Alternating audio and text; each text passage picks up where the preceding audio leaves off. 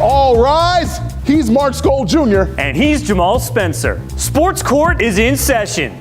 Welcome to another edition of Sports Court. This week we're asking you, what grade do you give the Lions for their season?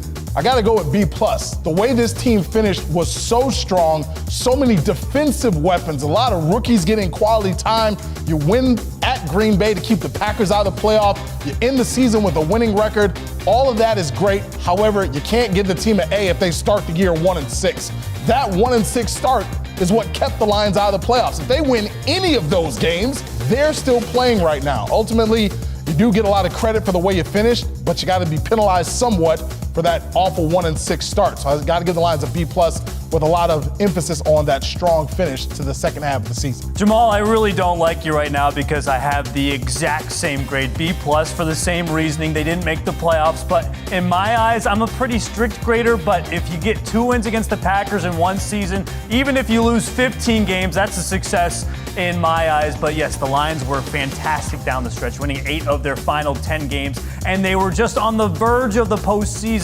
They turned the ball over the least amount of times in the entire NFL. That is not something to scoff about. That was a great season by the Lions. But I got to ask you, before the season, you told me you're new here, you don't know these Lions. What do you think about the Lions now in the future? They still didn't make the playoffs. They still started 1-6 and had people talking about the NFL draft before Thanksgiving. That first 2 months of the season, that was the same old Lions. But you know what? The way this team finished, Dan Campbell said it himself in the post-game press conference in Green Bay. I don't want to hear same old Lions anymore. That's dead if this regime can continue to build through the draft, find great free agent signings like they found Brock Wright out of Notre Dame. Where'd that guy come from? So I'll tell you right now, Mark, if this team continues to draft well and Dan Campbell keeps coaching them up like they're coaching, I'll be the first to admit that the Lions have something good cooking going into next season.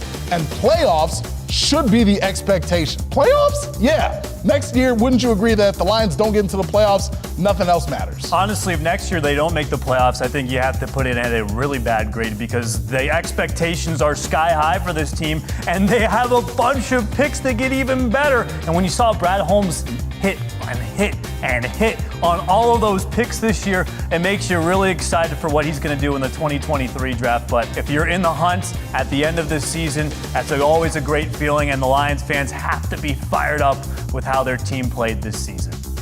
So what do you rule, jury at home? Comment on our Facebook post, and next week we'll highlight our favorites. Last week we asked if Jim Harbaugh should leave for the NFL, and Phil came out firing. You State fans would love for him to leave.